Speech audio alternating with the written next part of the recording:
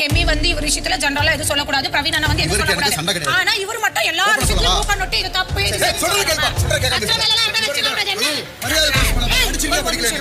சிங்கம் களை இறங்கிருச்சு.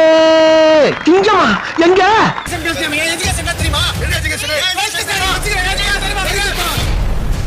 நீ பேர்ச்சம்பள விளம்பரத்துல பாத்திருப்ப, சிறப்பு விளம்பரத்துல பாத்திருப்ப, ஏன் நீ நக்கி நக்கி திங்கிற தேன் விளம்பரத்துல கூட பாத்திருப்ப. ஆனா வீண் விளம்பரத்துக்கு தனியா வந்து பாத்திருக்கியா? ஓங்கி அடிச்சா 1.5 டன் நைட்டா பாக்குறியா? Big pass. ஹாய் ஹலோ வணக்கம், இது உங்கள் YT80 சேனல். இன்றைக்கி நம்ம என்ன பார்க்க போகிறோம்னா, பிக் பாஸ் சீசன் 9 தொடங்கி கிட்டத்தட்ட 2 நாட்கள் ஆயிடுச்சுங்க. இந்த 2 நாட்களில் பெரிய ஒரு போர்க்களமே நடந்துகிட்டு இருக்குங்க. அப்படி என்ன போர்க்களம் நடந்துட்டு இருக்குன்னு கேட்குறீங்க? ஒன்றும் இல்லைங்க, நம்ம வாட்டர்மெலன் ஸ்டார் வந்து குரட்டை விட்டு தூங்கிட்டாருங்க. அந்த மனுஷன் குரட்டை விட்டதுக்காக இது ஒரு பெரிய அரட்டையாக அவங்க வந்து பேசிட்டு இருக்காங்க. இதோட காமெடி என்னென்னா, நம்ம தலைவர் திவாகரை வந்து எல்லாருமே டாமினேட் செஞ்சு நாமினேஷனும் செஞ்சுட்டாங்க. டேய், என் தலைவன் வாட்டர்மெலன் ஜூஸ் குடிச்சோண்டா, அவனையே இந்த பிக் பாஸில் வச்சு ஜூஸாக நீங்கள் புரிய ஆரம்பிச்சிட்டிங்களா?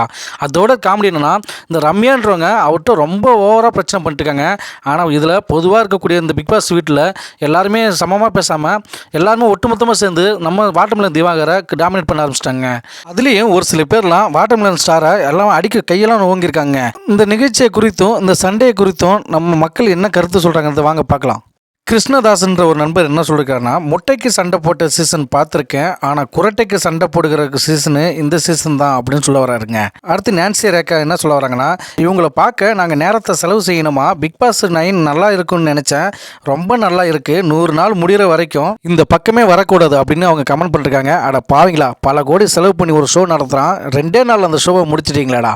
ராஜேஷ் அப்படின்னு ஒருத்தவங்க என்ன சொல்ல வராங்கன்னா, பைத்தியங்கள் உலாவும் பகுதி எச்சரிக்கை. உண்மையிலே நண்பா, இங்கே இருக்கிறது எல்லாமே பைத்தியம் தான் நினைக்கிறேன்.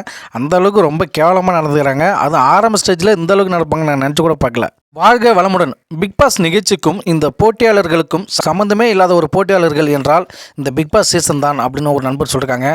உண்மையிலே இவங்க யாருக்குமே சம்மந்தமே இல்லாத மாதிரி தான் ஒரு நிகழ்ச்சியாக இருக்குது. விஜே பார்வதிக்கு விரைவில் பாயாசத்தை போட வேண்டி வந்துடும் போல. டபுள் கேம் மற்றும் எல்லா பிரச்சனைகளுக்கும் வீட்டின் தலைவர் மாதிரி மூக்கு நிலைத்து கெடுத்து விடுது தான் இவங்க வேலைன்னு சொல்கிறாங்க. விஜயன்றவங்க என்ன சொல்லுவாங்கன்னா, எல்லாரும் சண்டை போட்டு பிடிக்காத திவாகர் கூட எல்லாரையும் பிடிக்க வச்சிருவாங்கன்னு என்று நினைக்கிறீங்களா அப்படின்னு கேள்வி கேட்குறாங்க. உண்மையிலே மக்களே உங்களுக்கு அப்படி ஒரு எண்ணம் தோணுதா? சுதன்ராஜ் என்ன சொல்ல வராருங்கன்னா, எனக்கு திவாகரை பிடிக்காது, இருந்தாலும் எல்லாரும் சேர்ந்து டார்கெட் பண்ணுறது தப்பு அப்படின்னு சொல்கிறாருங்க.